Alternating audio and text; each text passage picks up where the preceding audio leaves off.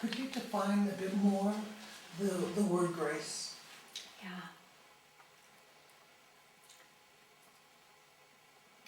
I would say that grace is really the energy of choosing. It's the way that you come into something.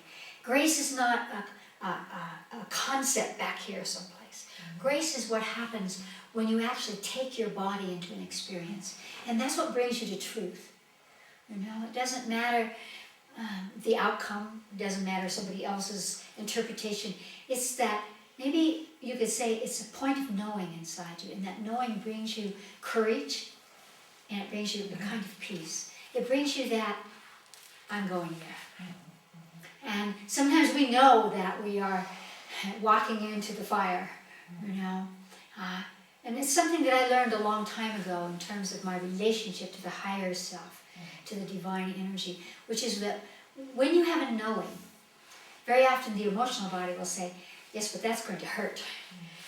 That can't go well for me. I'm going to lose the argument, I'm going to lose the job, I'm going to whatever.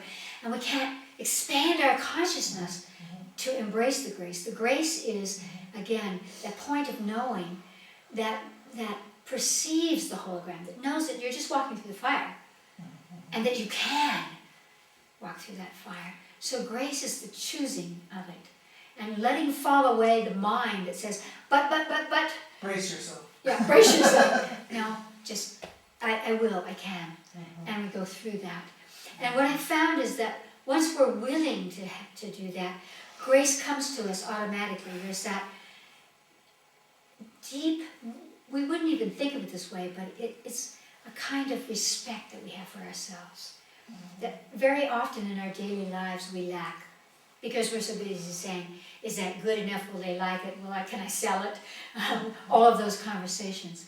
And so what happens with grace is that there's this profound sense of truth and dignity.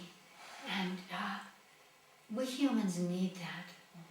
Sometimes we lose our dignity along the way because of our secrets, because of our judgment, because I did this or because that happened to me. Instead of seeing it from a spiritual perspective, which says all experience has purpose. And the purpose is never to punish us, never to force us into balancing something, but simply to show us the power. Because greatness necessitates courage and grace.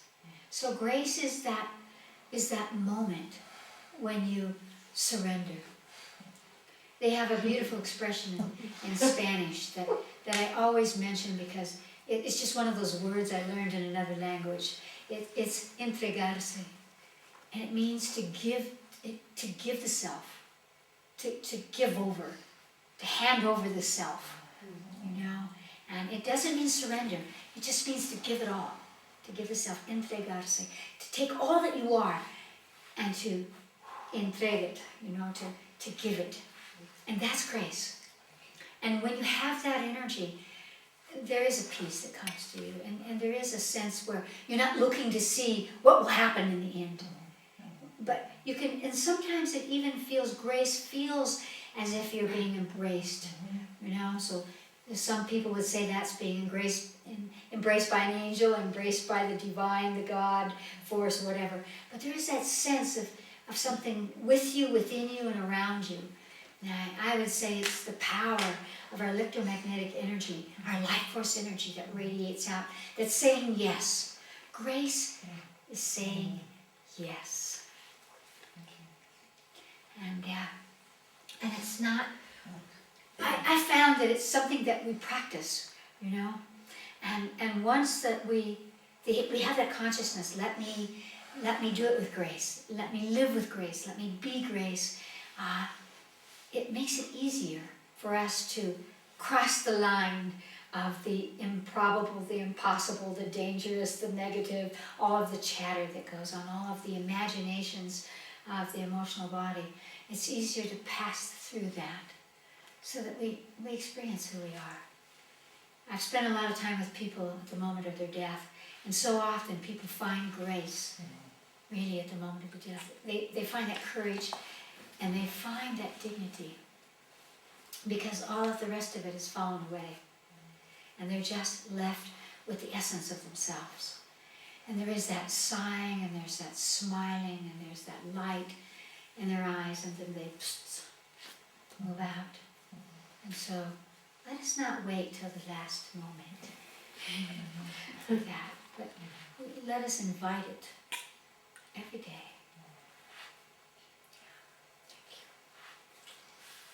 Maybe as a man here, Yes. I have a little bit more pragmatical approach. Wonderful. As the one representing that energy.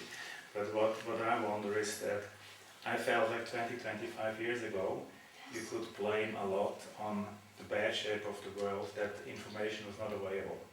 And I found in the last 10, 15, 20 years, also through the new technologies, Yes, information has become to everybody super available. exactly. And what shocks me is that the more the amount of information raises, Yes. almost like opposite what happens to the world. You know, it's like we have overcome, when I was young I thought things like, for example, war or torture, it's like medieval will not come back. Yes. And I feel when I look now around, like those demons are stronger than ever. And this is something that, I can find a peace maybe for myself, but I wonder as a collectiveness, Yes. why is it not spreading? Why does it seem that the more information there is, the more people tend, or like societies tend, to fall into those old violent patterns? Yes. Thank you so much for bringing up that conversation, because it's really an important one. It actually is exactly what we've been talking about. It's the next segue of what we've been talking about, which is that, let me skip the conversation of information for a moment and talk about why we are seeing so much more violence and torture. It isn't because we're falling into the pit. It's because it is what is in our face that is awaiting for us to find our humanity. You must remember that you are the product of your father's father's father's father. And you don't have to go back that far. Probably 3 generations is enough to find plenty of violence in your own family history, in your religious, in your societal, in your racial histories. It's what I call psychogenetics. What's happening on the planet is because we are all here, and because we are great beings who have had many lifetimes, we have come to a place where we've come around the hologram of experience, and we're right at the moment where we're going to transcend this ascension. To do that, all that we have participated in through our father's father's father, that has seeped into our genetic encoding and has seeped into the earth, is coming out. Because we are a part of nature, so we're part of the earth. What's happening right now is not that there's new violence, but that the violence that has been perpetrated by our primordial past is surfacing because the earth is shedding it. And we are shedding it too. So it's coming out from us. But whereas, for example, we do incarnational work here. When we look back, maybe you were a soldier in the Roman times or something, and it was honorable. What was that they used to do? Maybe it was this way, I serve Rome, I serve whoever it was. And there was dignity in slaughtering other cultures for the glory of Rome. 2 wars ago, Americans felt that there was great honor in killing for our country. I think every country has that kind of energy. Well, that does not serve us in today's world. And so we're seeing it as if it's fresh and new, but we're just repeating, and we're bringing ourselves to a place where we cannot handle it, we cannot stomach it, because it isn't dignified, because it isn't humane. And so it seems that it passes so slowly for us. How long will it take before Guantanamo is empty, for example?